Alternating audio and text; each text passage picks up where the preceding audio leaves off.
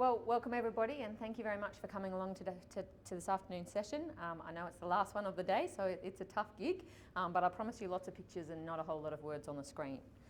Now, I've heard snippets of what I've got to say in a lot of the other presentations today, so it's really reassuring to hear that all these other people are focused in a similar direction that I am, and that we're all working on the same page. So in today's session, we're going to talk about planning, specifically whole farm planning to prepare for disasters. We're going to look at some of the challenges that we may face going into the future due to the impacts of climate change on our farms, our businesses, and our families. Now, former United Nations Secretary General Ban Ki-moon said, "There is no plan B for climate action, as there is no planet B." And the same is true for us. So we need to ensure we manage the land we have to ensure its resilience going forwards in an uncertain climatic future. So at the end of today's session, I hope you leave with a plan to develop a whole farm plan with multiple sub-plans, as I'll explain, and that will ensure the resilience of our properties, our businesses, our farms, and improve their capacity to adapt to the challenges of the future. So Susan just gave you a bit of an introduction to me, but as she mentioned, I've worked in the Northwest as a district vet for 10 years, and I'm the emergency management coordinator for our region. So it's my role to make sure that local land services is ready to respond to any kind of disaster. I have graduate qualifications in disaster risk reduction, and these focused heavily on prevention and preparedness. Did you know that for every $1 we spend on prevention and preparedness, we save $8 in response and recovery costs? So in a farm context, $1,000 spent on a new firefighting pump could save us $8,000 in replacing fences and burying dead sheep. $10,000 spent on repairing a levee bank or improving a stock refuge area could save $80,000 in infrastructure damage and lost cattle. Now, when I'm not responding as a vet, I pull on my other helmets and I respond to all manner of fires, floods, and other kinds of disasters. So I get to get my hands dirty. But the thing is, by the time I'm responding to a disaster or helping in the recovery effort after a disaster, it's too late. The disaster has already happened. So I much prefer focusing on prevention and preparedness because this is where the real gains are made.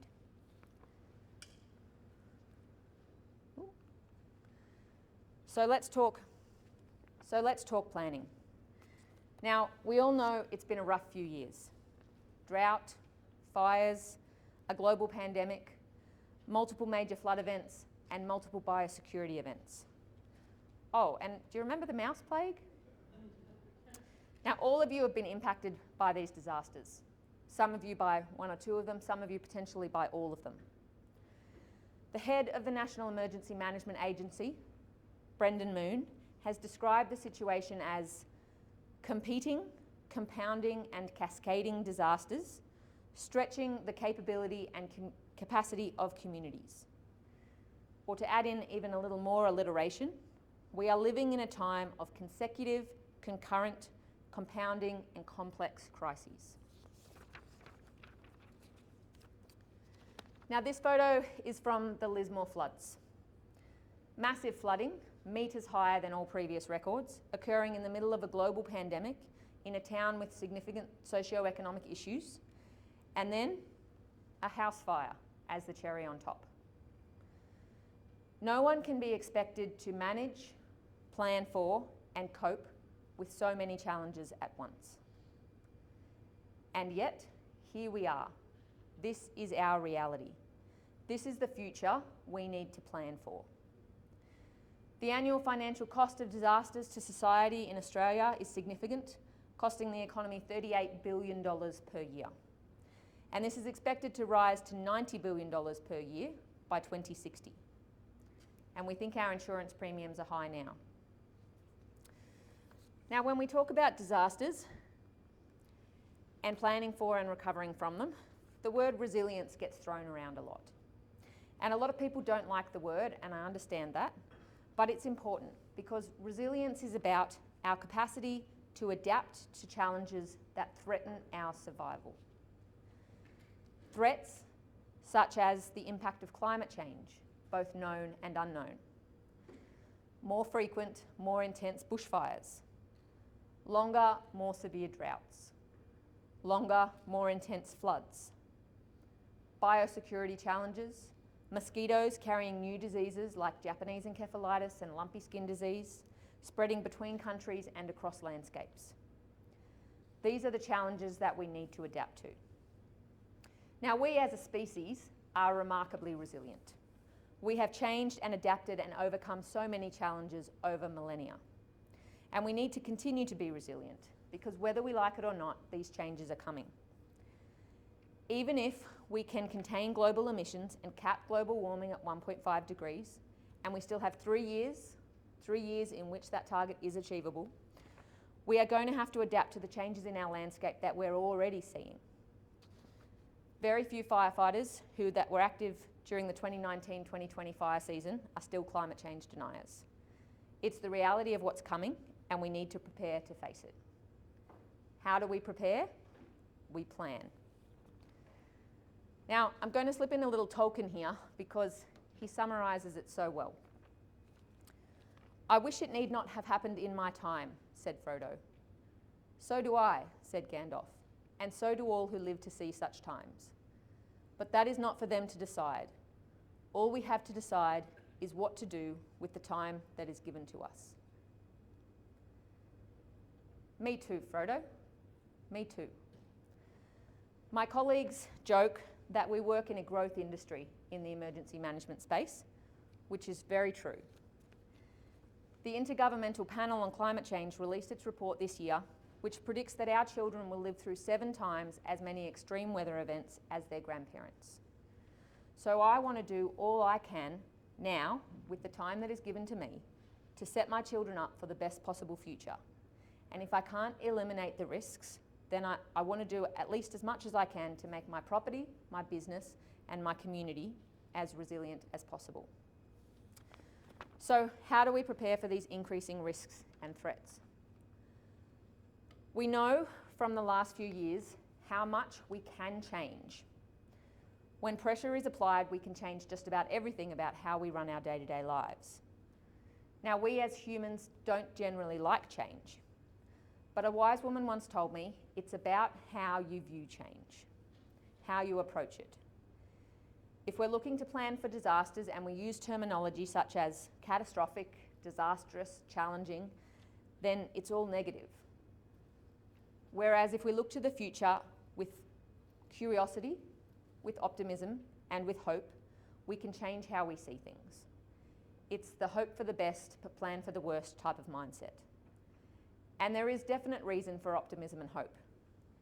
Yes, we face an uncertain future, but we face it with the accumulated knowledge of generations literally at our fingertips.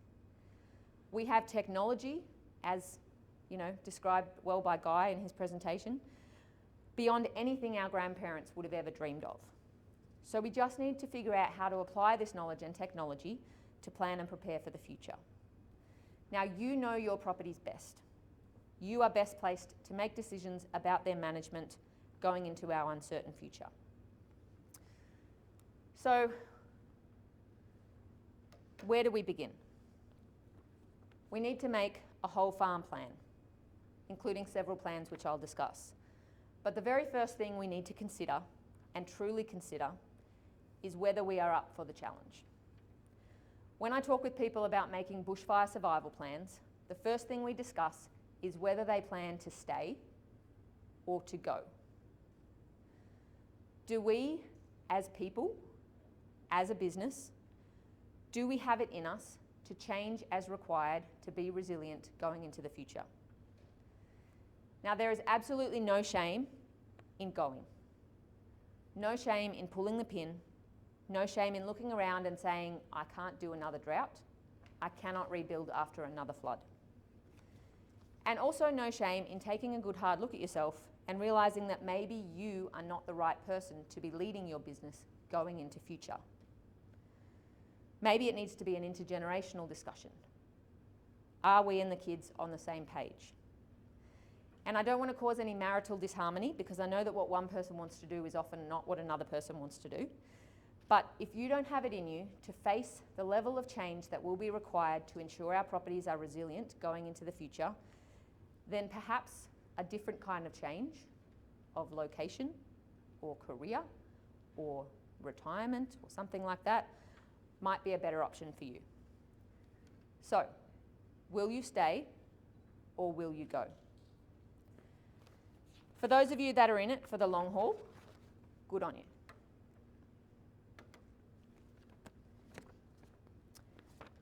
What do we need to consider? First, we need to consider the likely impacts of a changing climate on our properties and our businesses.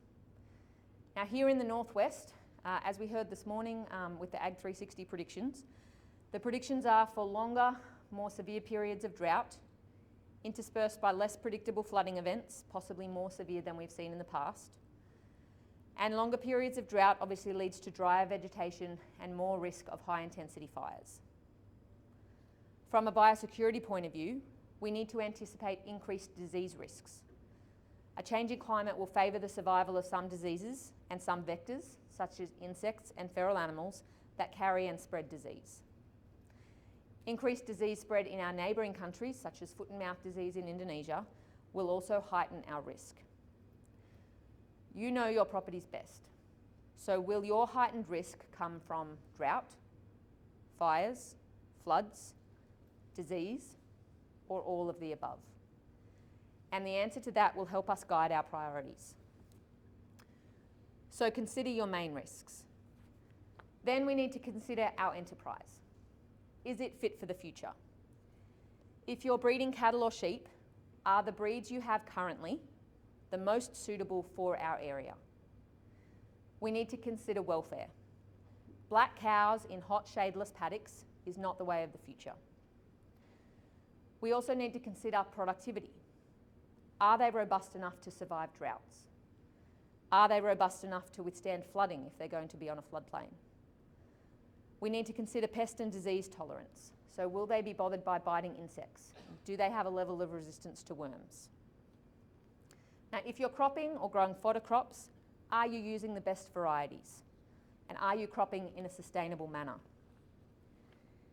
If you grow pasture, are the varieties you're planting going to grow enough feed? Are they deep-rooted?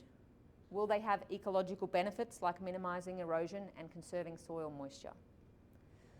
These are the questions we need to consider from a business point of view. Now, why is there a picture of mice up here? I read an article recently about a beef producer who started breeding mice and rats for the pet reptile trade, so for people with pet snakes to feed to their snakes. And it's been so successful that they no longer run cattle. They just breed mice and rats. Now, I'm not saying this is for everyone. Obviously, that's quite a niche market. But sometimes we need to look outside of the box. One of our staff members, who is a beef producer and is passionate about a particular breed of cattle, has built up a herd over many years. They breed bulls, they show them, they sell them for a lot of money. But recently she's realised that they're not particularly well suited to the country that she has to grow them on. And without multiple millions of dollars to buy a different country, she's decided that she needs to look at introducing new genetics or potentially changing to a different breed that's better suited to the country that she has to grow them on. Now, it's an easy thing to say and not such an easy thing to do when you've been breeding particular bloodlines for generations. But we need to take a step back and potentially sacrifice a little bit of productivity for an animal that will better survive droughts, heat waves, floods of the future. So make sure you're growing the right thing for your country and the climate, whatever breed or crop or pasture species that may be. Now, once you've got an idea of the enterprise or enterprises you'll be focusing on going forwards, we need to look at whole farm planning. And Landcare has been active in this space over years, as has LLS, with property planning workshops and competitions for high school ag students. We need to look at our properties and our businesses as a whole, look at all their strengths and their weaknesses, so that we can prioritise where we will focus our energies. If we have multiple risks, multiple threats, multiple areas where we need to make change, we need to triage these. So which ones need to be addressed urgently? I might suggest this season, It could be prioritising your fire plan. Which ones can wait a few months or a few years? Potentially the flood plan. What can we afford to do now? And what will we need to do in stages over a period of time? And most importantly, what can we not afford not to do? Now, as part of our whole farm plan, we need several flood plans. And the first plan is for drought. We are heading back into El Nino. The latest forecast set it with about 90% certainty. And it would have been nice to have a few neutral years, a few average years before we swung from flood into drought, but it doesn't look like it's going to go that way. So we need a drought plan. We need a plan with clear trigger points for action. We cannot just wing it. We need a clear understanding of the economics of our situation. What are our stock worth? What is the cost of feed? What stock are we going to prioritise keeping and feeding for productivity? Now, your choices will depend on your enterprise. Do you have the time and energy to full hand feed stock? Do you have substantial feed stores? Do you have the infrastructure required? Now, out at Narrabri, where I'm based, we're very fortunate in that many producers during a drought sell up early. And as a result, we don't see a lot of the welfare issues that we've seen to our east. People at Narrabri have other income streams, and once it becomes difficult to feed the stock, they sell them, and they sell them early. Now, I understand that that's not an option for all producers, but if selling up early is not an option, then you need to have a drought plan, and more importantly, when a trigger point is reached, you need to enact that plan. The next sub-plan we need to look at is a fire plan. So if fire is one of our main risks, do we have adequate fire breaks? Does our firefighting equipment need upgrading? Do we have refuge paddocks for our stock? Do we need to plan some laneways to make moving stock easier in the event of a fire? Do we have a bushfire survival plan? And I have some of these over at our LLS stand over there. We have farm fire plans and also bushfire survival plans, depending on what type of property you have. And if we run out, they're readily available from your local fire control centre. Now, there's no point in having a plan if it's not up to date and if not everyone knows how to use it. And make sure you factor into your plan that you might not be home when a fire starts. So make sure all people on your property, your family members, your staff members, any visitors, know what your plan is and what they need to do if a fire starts.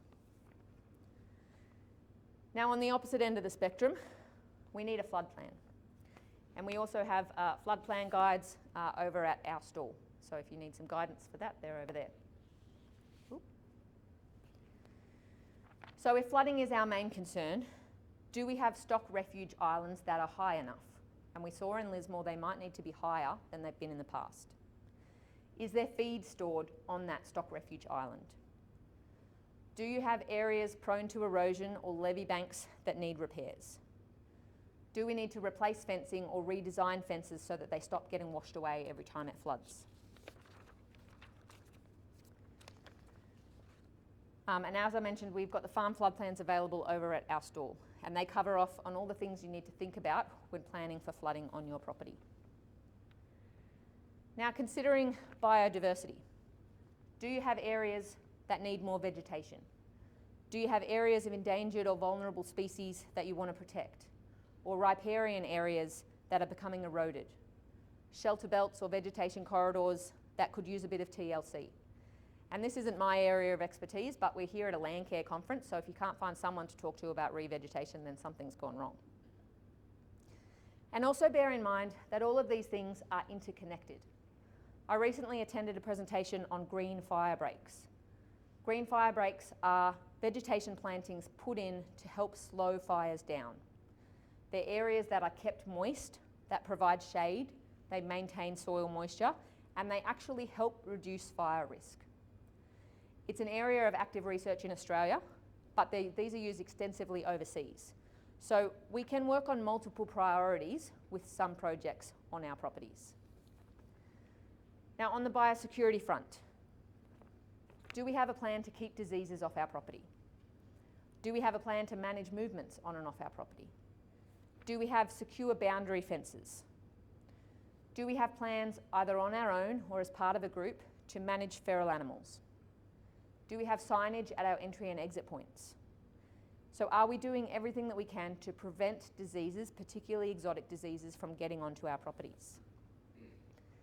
And on the technology front, now we've had several good presentations on technology today, but is there technology that can make our life easier? Can we use drones to inspect stock and water points, or monitor calving and lambing, particularly in long grass? Can we use satellite imagery for pasture management? Can we use water tank indicators that connect to our phone and let us know if we have a leaking pipe or a tank that's burst? Are we using apps like weather forecasting apps or hazards near me, which used to be fires near me, to let us know if there are, to give us real-time alerts if there are fires or other incidents near our properties that may impact upon us? Or best of all, do we have automatic gate openers? The best application of technology yet. Now we also need to look more broadly than just our farms. I'm assuming since you're here at a Landcare conference, you are part of a community group, probably Landcare. Now community groups have so many benefits. Not just because when working together we can achieve greater outcomes, but because they're a great way of combating loneliness. Being part of a group working towards a common goal can help people who are struggling with mental health problems get them off farm and talking to others who are often in a similar situation to themselves. And we saw how critical this was during COVID. Now all of this is obviously just the tip of the iceberg. There are many, many factors to consider when making our farms fit for the future and fit to face the risks and threats that will come our way. Hopefully some of the things I've mentioned have given you some food for thought, and here's a quick summary of the things you might like to discuss on the drive home or discuss over smoko. So firstly, will you stay or will you go? Are you growing the right thing? What are your main risks on your property or to your business? Then we need to look at the farm or the property, the business as a whole, and then we need to develop sub-plans for drought, for fire, for flood, and for biosecurity. And most importantly, we need to stay connected with our community. Now I know it seems like a lot, plans within plans. When my daughter gets overwhelmed with life and all the things she has coming up, I say to her, how do you eat an elephant? And she gives me that look, you know that look kids give to parents, like you're such a dag. And she says, one bite at a time. It's good advice. And when I looked it up, it was actually Desmond Tutu that said it originally. And what he meant was that everything in life can seem overwhelming, daunting, impossible, until we begin and we tackle the problems one step at a time. Remember, you know your properties best. I don't have all the answers, but if we go in with a lens of optimism and hope, adopting the technology that's available to us, if we seek out knowledge from those around us in our communities and further afield, we can prepare our properties and our businesses for the future, improve our resilience, and ease the burden of disasters passed on to our grandchildren. How do we become resilient? We make a plan and we take the first bite out of the elephant. Thank you.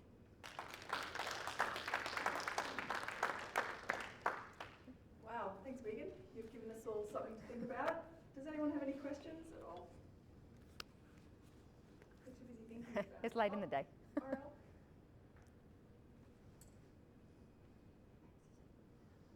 When you're saying that take one bite at a time, what would you recommend as a good start to implement that when you're thinking about all those plans you've got to put together and all those actions you've got to take?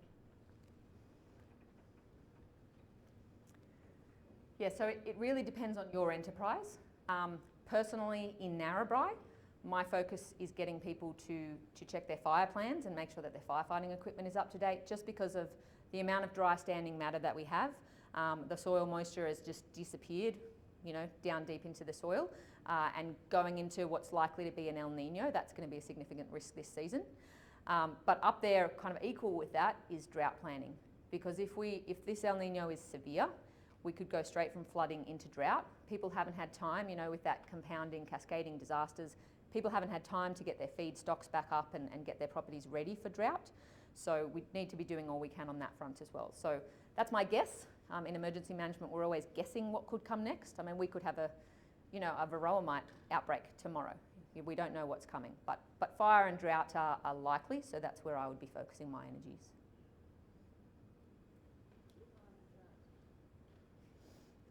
Anyone else? I think everyone's tired, Yeah. especially you. Yeah, end of the day. Well, before you hop down, thank you so much. We're so privileged to have your expertise Sorry. here. This is a little thank you from Chair Ole for Thank you coming very today. much. So thanks very much.